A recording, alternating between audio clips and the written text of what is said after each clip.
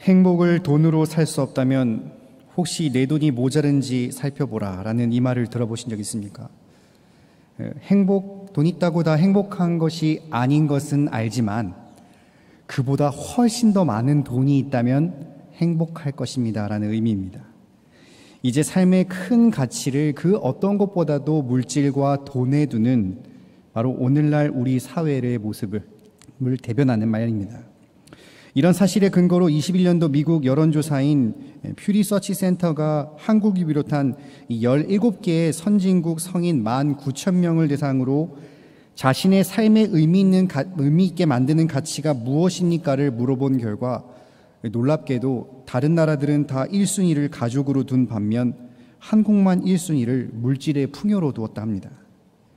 그러니까 이 돈, 오늘날로 조금 더 대체해서 생각해 본다면 그렇게 사람들이 요새 목숨을 거는 집, 바로 이 집의 인생의 목적으로 삼아 도대체 어느 곳에 내가 어떤 규모로 언제 지어진 집에 살아가는 것을 가장 큰 인생의 가치로 두어 목숨을 걸고 살아가는 것을 심심치 않게 보는 것입니다. 그리고 이러한 사회 부작용은 바로 사람의 생명을 경시하는 점에 있습니다. 과거 우리 사회가 이 정의라는 한 단어로 대변된 만큼 아무리 어렵고 힘들어도 일단 사람부터 살아야 되지 않겠냐라고 인정을 베풀고 서로 도왔던 것이 무색하게 이제는 사람이 죽든 말든 간에 내가 살아야 되고 내가 피해보지 않아야 되고 내 가족이 우선적이라는 의식 속에 타인에 대한 무관심과 나 아닌 다른 사람에게 조금만 혜택이 가도 온갖 질시와 비난을 서슴지 않는 악한 시대를 오늘날 우리는 살아가고 있는 것입니다. 그런데 놀랍게도 이렇게 생명을 경시하는 인물이 오늘 본문에도 등장합니다. 그는 바로 오늘 주인공인 요나입니다. 더 놀라웠던 점은 그의 직업이 선지자였다는 점입니다. 선지자는 무릇 하나님의 메시지와 그 뜻을 전하여서 백성들을 잘못된 길에서 옳은 길로 인도하는 자, 그러니까 사망에서 생명의 길로 인도하는 자가 그러한 사명을 지닌 자인데 오히려 그는 니느웨 12만 명의 사람들이 사망의 길 지옥불로 떨어져 마땅하고 멸망당해야 마땅하다는 것을 주장합니다. 물론 그에게도 인간적인 이유는 존재했습니다. 그들은 선민으로 부름받지도 않았고 오히려 선민으로 괴롭히는 원수에 불과했으며 자신의 선지적 위치와 명예 또한 걸려 있었습니다. 그러나 그는 이러한 요소들을 12만 명의 사람, 그 생명보다 우선시하는 그야말로 생명을 경시했던 것입니다. 이러한 요나의 모습은 오늘날 우리에게도 비칠 때가 있습니다. 과거 선지자와 같이 오늘날 복음을 전해 많은 사람들을 옳은 대로 인도해야 할 성도가 점차 변화되는 시대 속에서 아직 예수를 믿지 않는 불신자의 영혼 구원을 최우선으로 두지 않고 있기 때문입니다. 교회의 본질은 전도로서 예수를 전해 그들을 돌아오게 하는 것이 최우선으로 두어 응당 긍휼과 사랑을 전하는 것이 마땅한 사명이지만 정작 우리는 바쁜 생업의 일상과 순전하다곤 하지만 나 자신밖에 모르는 이적인 신앙생활로 인해 이제 타인에게 대한 무관심과 더 나아가 조금만 다른 사람에게 은혜를 베푸셔도 화를 내며 하나님께 의문을 서슴지 않는 요나의 모습으로 일관하고 있는 것입니다. 그러나 본문은 이러한 모습과 달리 세상 사람들을 향해 애타는 마음을 표현하시는 하나님을 보게 됩니다. 생명을 경시하는 요나와 오늘날 성도들에게 바로 내가 그들을 어찌 아끼지 않을 수 있겠느냐라는 영혼을 가장 우선적으로 사랑하시는 하나님의 마음을 보게 되는 것입니다. 그렇다면 성도는 이러한 하나님 마음과 같이 어떻게 불신자들과 같은 그들을 불쌍히 여기고 긍휼히 여겨 늘 그들에게 사랑을 전하는 일을 최우선시할 수 있는 것입니까?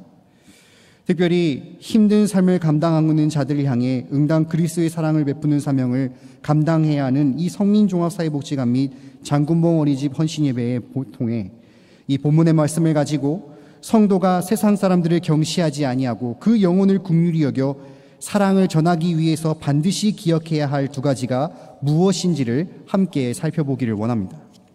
첫째로 성도는 하나님께서 세상 사람들보다 덜하지 않는 죄인 중에 죄인인 나 자신을 먼저 사랑하시고 긍휼히 여기사 늘 구원의 은혜를 베풀어 주고 계신다는 이 사실을 반드시 기억해야 합니다.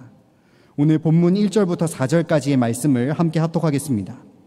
요나가 매우 싫어하고 성내며 여호와께 기도하여 이르되 여호와여 내가 고국에 있을 때에 이러하겠다 하고 말씀하지 아니하였느까.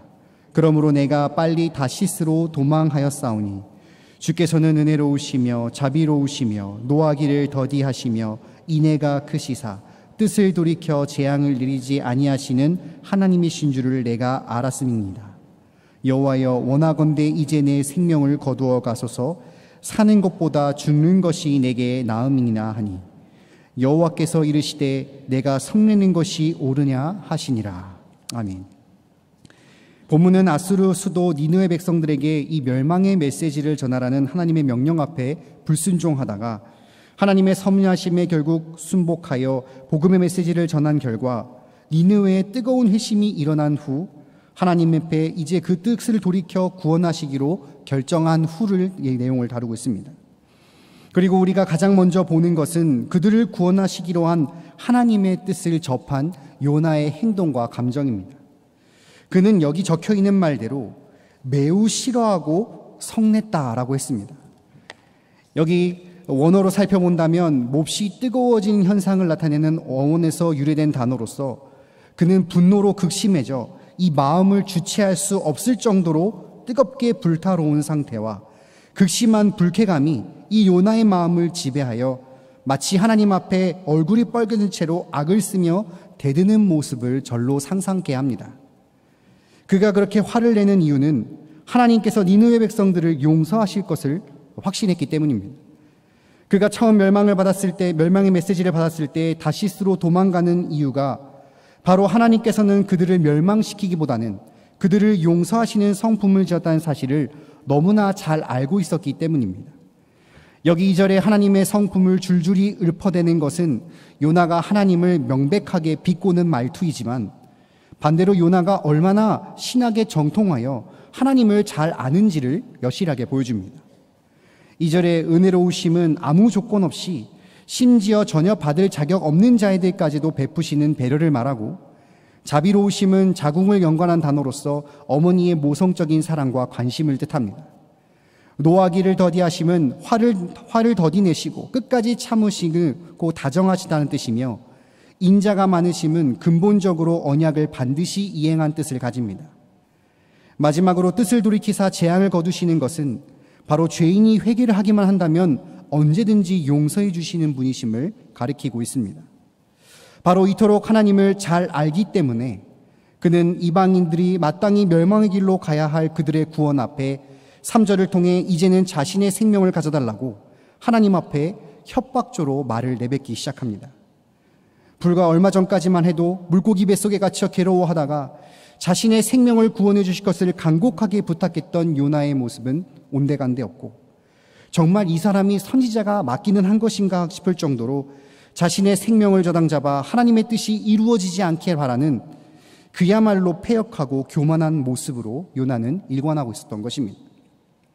그런데 성도 여러분, 사실 우리가 인간적으로 요나를 살펴본다면 사실 그의 분노가 아주 이해가 가지 않는 것은 아닙니다.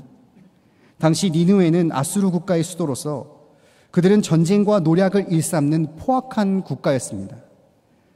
그들의 잔혹한 민족성은 이 나훔서에 잘 기록되어 있는데, 그들은 패전국가의 백성들을 산채로 꼬챙이에 꼬아 매달기도 하고 산채로 피부의 가죽을 벗기기도 하며 아녀자와 아이들을 포로로 잡아 노예로 복역시켰던 자들이었습니다. 그리고 그들은 이러한 사실이 매우 자부심이자 자랑인 것 마냥 석판에 기록하여 많은 사람들을 조롱하였는데, 바로 이러한 사실 앞에 침략받은 국가들은 얼마나 그 분통이 터지며 요나의 조국 북이스라엘 또한 이러한 침략받은 국가로서 예외는 아니었던 것입니다. 그러니 비인간적이고 악행을 자행하는 이 악인들, 그것도 선민의식이 투철하여서 곧 선민이 자랑이자 자부심으로 똘똘 뭉친 요나에게 악인이자 이방인에 불과한 그들은 정말 마땅히 하나님의 공의의 심판을 통한 멸망의 결과가 옳다라고 그는 확신하고 있었던 것입니다.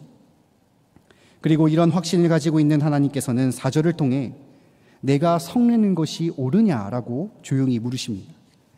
이 질문은 편합한 선민주의에 사로잡혀 생명을 경시하고 있는 요나의 분노가 얼마나 잘못되어 있고 합당하지 않은지를 알려줌과 동시에 그가 깨닫기를 바라시는 하나님의 뜻을 내포합니다. 하나님께서는 요나에게 무엇을 깨닫기를 원하신 것입니까? 그것은 바로 요나 자신에게도 은혜로우시고 자비로우시며 노하기를 더하사 오래 참고 계신 하나님의 은혜가 베풀어지고 있다는 그 사실을 깨닫기를 원하셨던 것입니다. 그는 선지자의 신분으로서 하나님의 뜻에 전적으로 순종해야 하는 자지만 그는 종과 불과한 자가 하나님의 그 주인의 메시지를 전하라는 명령 앞에 불순종하여 반대쪽 다시스로 도망쳤고, 회개할 수 있는 기회를 분명하게 주셨지만 폭풍과 내리치는 그 가운데 알면서도 자신을 바다에 던지라고 끝까지 불순한 자였습니다. 물고기 뱃속에 들어가서 그 육신의 극한 상황에 이르러서야 나는 감사하는 목소리로 주께 제사를 드리며 나의 서원을 주께 갚겠나이다, 구원은 여호와께 속하였나이라는 이 간절한 하나님의 간구를 통해 극적으로 구원받은 자였습니다. 그리고 하나님께서 무려 2번씩이나 그를 임하게 하셔서 여기까지 인도해 주신 자입니다. 그뿐입니까? 이러한 기적을 체험한 자가 이제는 높으신 하나님 앞에 바득바득 얼굴을 붉히며 대들고 자신의 생명을 담보로 하나님의 뜻을 바꿀 것을 요구하는 모습을 볼 때 가히 신성모독죄로 그를 당장 공의의 심판대에서 즉결 처분해도 이상할 것이 없지 않습니까? 그러나 은혜로우시며 자비로우시고 노하기를 더하신 하나님께서는 바로 이러한 요나를 먼저 긍휼히 여겼던 것입니다. 그를 여기까지 구원하시고 계속해서 자신의 뜻을 분명히 깨달아 헤아려 자신과 같은 마음으로 니느웨 백성들을 향해 아껴주도록 변하시기까지 오래 참고 계시고인 것입니다. 그러니 요나는 원수에게 베풀어 주신 그 구원의 은혜가 먼저 자신에게 베풀어 주고 있다라는 이 사실 하나를 바로 간과하고 있었던 것입니다. 예수는 역사다라는 유명한 책이 있습니다. 이 책은 영화로도 촬영이 됐었는데, 여기 주인공은 기자는 예수를 믿어 회심한 아내를 돌리기 위해서 이 기독교의 허구를 열심히 연구하다가 예수님을 만나 회심하는 내용을 담고 있습니다. 그가 하나님을 부인했던 가장 큰 이유는 그가 가족적으로 아버지와 의절한 상태였기 때문입니다. 어려서부터 늘 타인에게 관대하면서도 자기 자식에게는 엄격했던 아버지와 늘 트러블을 겪다가 성인이 되어 연락을 끊다시피 살았는데, 그런 중 갑작스럽게 아버지가 세상을 떠나게 되었고, 그를 이를 슬퍼하는 어머니를 대신하여서 그는 아버지의 서재를 정리하게 됩니다. 그런데 정리하던 중에 그가 미처 보지 못했던 이 책장 한가운데 가득 찬 책을 보니 자신의 일대기가 스크랩되어 있는 책들을 발견하게 됩니다. 아기 때부터 학생이 되고 기자로 취업하여 결혼이 되며 이 아버지가 될 때까지 비록 다가가지는 못했지만 멀리서 지켜보며 묵묵히 아들을 지키고 보호해온 이 아버지의 사랑을 깨닫자 그는 비로소 아버지 하나님의 마음이 무엇인지를 깨달아 회심할 수 있었던 것입니다. 성도 또한 마찬가지 아니겠습니까? 떵떵거리며 살아가는 불신자의 형통한 삶을 보며 허덕이는 고단의 신자의 삶을 비교해 볼 때 하나님께 의문을 제기하지 않을 수가 없습니다. 늘 불법과 위법을 일삼으며 자신의 배를 채우고 건강하게 살다가 늘어난 자산을 가지고 놀다가 자식들을 키워 소위 명문대학 대기업으로 보내며 순적하고 평안하게 살아가는데, 없는 살림에 하나님께 드릴 것은 드리며 정직하고 올바로 살아왔지만 세상의 비웃음을 사고 예상치도 못한 병마와 싸우며 쓸쓸하게 삶을 마감하기도 하다가 기도와 말씀으로 양육했던 자녀가 올바로 자라기는커녕 잘못된 길로 접어들 때 성도는 그 즉시 도대체 하나님 왜 나한테 이러십니까?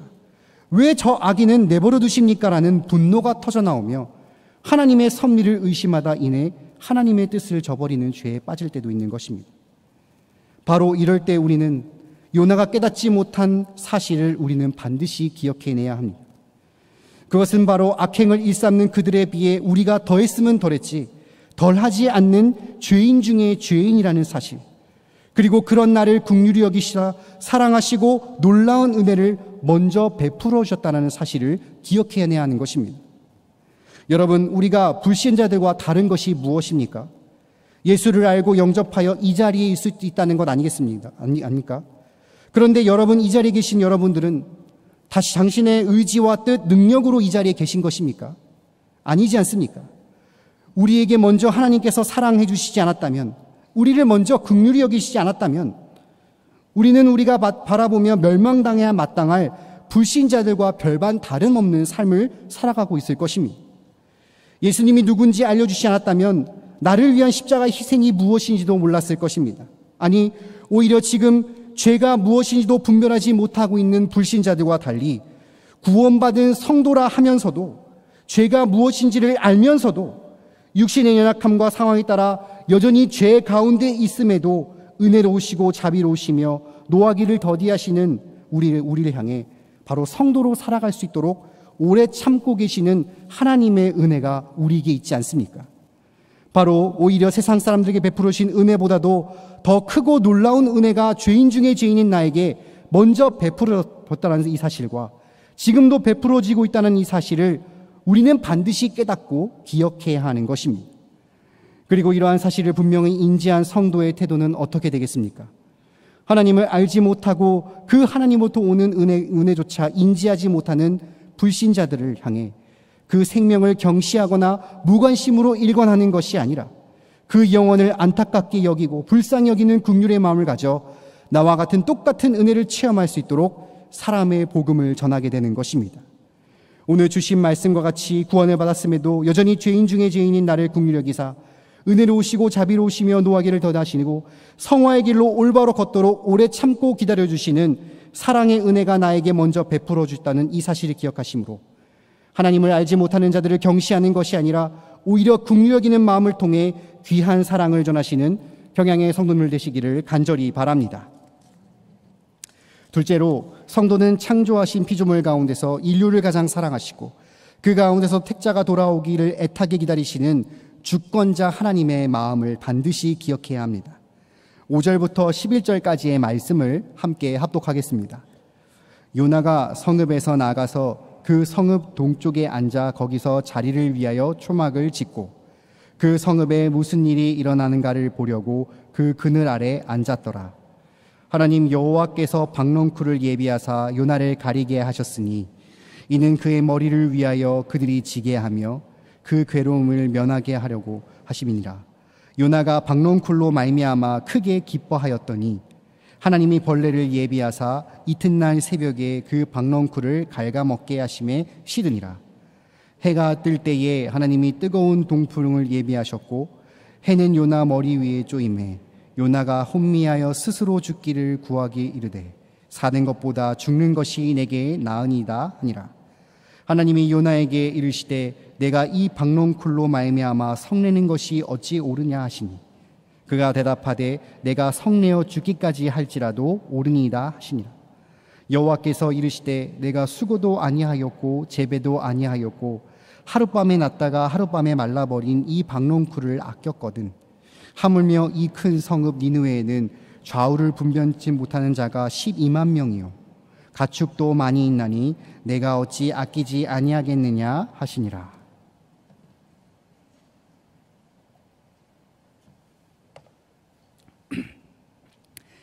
4절에 하나님의 질문에 아무런 답변조차 시작하지 않았던 요나는 이제 갑자기 성쪽 동편으로 나가 조그만한 초막을 짓고 그곳에 거하며 하염없이 성문을 지켜보기 시작합니다.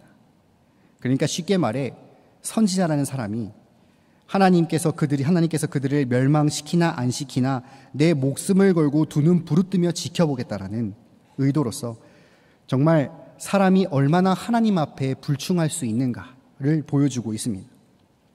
그러나 여전히 오래 참아주시고는 하나님께서는 이런 요나에게 자신의 뜻을 깨달을 수 있도록 아주 몸뼈저리게 느낄 수 있도록 실습을 예비하십니다.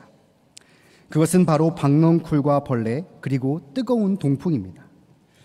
여기 예비하다라는 이 단어는 요나서를 관통하는 단어로서 앞선 불순종의 대명사라고 있는 다시스행 배나 폭풍우 그리고 물고기를 예비하셨을 때도 동일하게 사용된 단어로 여김없이 요나를 변화시키기 위한 주권적인 섭리를 펼치십니다. 하나님 앞에 대들어 홀로 성적 동편에 앉아 무더운 날씨를 보내고 있었던 요나에게 이 박넝쿨이 가져온 그늘은 우리가 상상한 것 이상으로 그에게 기쁨과 위로가 되었습니다. 그가 얼마나 박넝쿨을 아꼈는지 하나님께서 벌레를 통해 시들게 하시고 뜨거운 동풍을 통해 그를 자포자기하는 심정으로 또다시 목숨을 가져달라며 분과 성을 내는, 그야말로 악다구니를 내는 요나의 모습을 통해 짐작할 수 있습니다. 이에 4절과 똑같이 내가 이 박넝쿨로 성낸 것이 어찌 옳으냐라고 물으시는 하나님의 질문 앞에 여전히 자신의 고집을 꺾지 아니하며 내가 성내어 죽기까지 할지라도 옳으니라는 요나의 주장은 얼마나 어처구니 없이 하나님의 마음을 헤아리지 못하는지를 보여주고 있습니다. 여러분, 세상 그 누가 아무 손길 없이 자라는 이 길가의 넝굴 쪼가리와 12만 명이라는 이 목숨을 저울질하여 식물 쪽에 무게를 두겠습니까?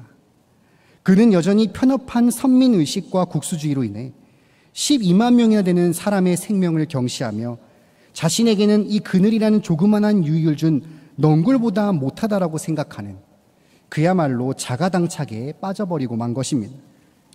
여전히 이기적인 요나를 향해 하나님께서는 이제 직접 당신의 뜻과 마음을 밝히시고 있습니다. 10절부터 11절 말씀을 보시면 내가 수고도 아니하였고 재배도 아니하였고 하룻밤에 났다가 하룻밤에 말라버린 이 박넝쿨을 아꼈거든. 하물며 이 큰 성읍 니느웨는 좌우를 분별하지 못하는 자가 12만 명이요 가축도 많이 있나니 내가 어찌 아끼지 아니하겠니라고 말씀하셨던 것입니다. 여기 말라버렸다는 원어는 멸망하다는 뜻으로서 니느웨 백성들의 멸망을 염두에 둔 말입니다. 즉 이처럼 하찮은 박넝쿨, 심지어 내가 기르지도 물을 주지도 않았던 이 박넝쿨의 멸망을 너는 슬퍼하면서도 좌우를 분별하지 못하는 12만 명과 가축의 멸망을 내가 어찌 아끼지 않을 수 있겠느냐라고 요나의 폐부를 찌르고 계시는 것입니다. 바로 하나님께서는 만드신 피조물 가운데서도 오직 영을 가진 인류, 그 가운데서도 요나의 메시지를 통해 회심하여 돌아온 자들에 대하여 하나님은 그들을 얼마나 아끼고 사랑하시는지 그 마음을 여김없이 보여주고 계시는 것입니다. 충격적인 중국 영상 한 편이 인터넷을 뜨겁게 달군 적이 있었는데, 이 중국의 한 길거리에 사람이 빽빽하게 지나가고 있는데 한 사람이 갑자기 쓰러졌습니다. 그런데 그렇게 수많은 사람들이 지나가면서 단 한 명도 쓰러진 자에게 오거나 일으키거나 신고를 해주는 사람이 없는 것입니다. 신고도 무려 1시간이 지나서야, 그것도 누군지 모르는 무기명 신고를 통하여서 쓰러진 사람에게 왔지만 이미 그 사람은 목숨을 잃은 이유였습니다. 중국에서는 어설프게 사람을 도와주다가는 자칫 도와준 사람의 치료비를 감당해야 되는 등 이 귀찮은 일에 매인다는 그 이유 하나만으로 옆에 사람이 죽든 말든 간에 신경 쓰지지 않는 진정 경악스러운 생명 경시 사상을 여실히 보여준 영상이었던 것입니다. 그런데 성도 여러분, 여러분들은 이와 다르십니까? 진정 죽어가는 저 영혼이 죽든 살든지 간에 나 자신의 안위를 위해 더 우선순위로 모른 척하고 지나가는 저 이기적인 모습과 우리 주변에 아직 예수를 알지 못해 죽어가는 길로 가는 불신자들에게 때로는 우리를 괴롭게 하는 그 원수들의 영혼이 뻔히 죽어갈 것을 알면서도 모른 척하고 있는 우리의 모습과 다를 것이 무엇이 있겠습니까? 자기 안위, 물질, 성공, 명예 등 생명과는 비교도 할 수 없는 이 하찮은 박넝쿨이 내 삶에서는 유익이 된다는 그 이유 하나만으로도 심히 아끼면서도 하나님을 알지 못해 좌우를 분별치 못하는 12만 명의 불신 이웃들의 그 생명을 나와 상관없다는 이유로 무관심으로 일관하고 나를 괴롭게 하고 불이익을 주는 원수라는 그 이유로 그 영혼의 생명을 경시 여긴다면 그것은 필시 그들을 사랑하고 독속히 돌아오시는 하나님의 마음을 헤아리지 못하는 이기적인 요나와 별다른 인생이 되지 않겠습니까? 그러므로 우리는 그 어떠한 피조물보다도 영을 지닌 인류, 그 가운데서도 아직 하나님을 알지 못하나 다시 돌아올 백성들을 향한 하나님의 그 애타는 마음을 반드시 기억해야 합니다. 그리고 그렇게 우리의 주인이시오 주권자 되신 하나님의 뜻을 헤아리는 성도는 그 관심사가 내게 유익에서 불신의 이웃의 영혼으로 옮겨가게 돼 있는 것입니다. 내가 무엇을 먹을까를 고민하기보다는 저 죽어가는 영혼에게 어떻게 생명의 떡을 먹일 수 있을까를 고민하게 되며 내가 무엇을 입을까 고민하기보다는 저 예수를 알아가는 영혼에게 어떻게 거룩한 성도의 옷을 입힐까 간구하게 될 것이고 내가 어디 살까를 고민하기보다는 저 꼴보기 싫은 원수가 어떻게 천국에 입성할 수 있을까를 그 영혼을 긍휼히 여겨 사랑을 전하게 되지 않겠습니까? 오늘 주신 말씀과 같이 나에게 유익이 되는 하찮은 박넝쿨을 아끼어 생명을 경시 여기는 것이 아니라 오직 피조물 가운데서 사람을 그 가운데도 회심하여 돌아온 자를 사랑하시는 여호와 하나님의 그 마음을 기억하고 헤아리심으로써 그리고 사랑을 전하심으로써 질책이 아닌 하나님의 칭찬을 받는 하나님의 기쁨이 되시는 경양의 모든 성도들 되시기를 주님의 이름으로 간절히 바랍니다. 사랑하는 경양의 성도 여러분, 그리고 헌신을 다짐하시는 성민종합사회복지관 및 장군봉 어린이집 직원분 여러분, 여전히 자신의 마음을 헤아리지 못하고 니느웨 백성을 향해 내가 어찌 아끼지 아니하겠느냐라는 하나님의 질문으로서 이 요나서는 막을 내리게 됩니다. 이러한 기법은 고집적이고 편협한 요나가 그 말을 뜻을 곱씹어 스스로 반성하여 변화되기를 바라는 마음도 있는 동시에 바로 성경을 읽는 독자를 향해 똑같이 질문하고 계시는 것입니다. 내가 이토록 돌아오지 못하는 자를 아끼고 사랑하는데 나의 은혜를 입는 너는 그러한 마음을 가지고 사랑을 전하고 있느냐라고 말입니다. 감사하게도 하나님께서는 이 질문에 답할 수 있는 귀한 운동을 오늘 이 주일에 허락하셨습니다. 오늘부터 시작한 22년도 하반기 태신자 작정 운동은 바로 하나님을 알지 못하는 그 영혼을 긍휼히 여겨 복음을 전하는 운동입니다. 그러니 죄인 중에 계시요 여전히 연약한 우리를 지금도 은혜로 자비로 오래 참으심으로 은혜를 베푸사 구원받은 성도라 한다면 응당 우리 또한 이러한 하나님의 성품을 닮아 기꺼이 그 영혼을 사랑하고 은혜와 자비로 오래 참으며 끝까지 애써 해산할 때까지 사랑을 온전하게 전해야 될 것입니다. 또한 오늘 드려진 이 성민종합사회복지관 및 장군봉 어린이집의 예물은 우리가 정확히 알지는 못하고 직접적인 관련은 없지만 인류를 사랑하시고 그 가운데서도 가난한 자를 돕기를 바라시는 우리 주님의 마음을 대변하고 있습니다. 그러니 이러한 예물을 통해 온전하게 감당하는 것이야말로 돌아올 자들을 사랑하고 아끼시는 하나님의 마음을 헤아려 그분의 마음을 기뻐하시는 일이 아니겠습니까? 오늘 요나 한 사람의 변화와 성장을 위해 수없이 많이 예비하시고 은혜와 자비로 오래 잡으신 하나님께서는 오늘도 성도 한 사람을 위하여 변함없이 그 은혜를 베풀어 주실 것입니다. 그런 이런 은혜가 나에게 있음을 말씀을 통해 깨달아 사람을 경시하는 것이 아니라 그 영혼을 긍휼히 여겨 품어 끝까지 사랑을 전하시고 더 나아가 피조물 가운데서 그 가운데서 돌아올 백성들을 사랑하시는 하나님의 마음을 헤아려 원수까지 사랑하심으로써 주님께서 맡겨주신 이 귀한 사명을 능히 감당하여 하나님의 기쁨이 되시는 경양의 모든 성도님들 되시기를 주님의 이름으로 간절히 축원하겠습니다.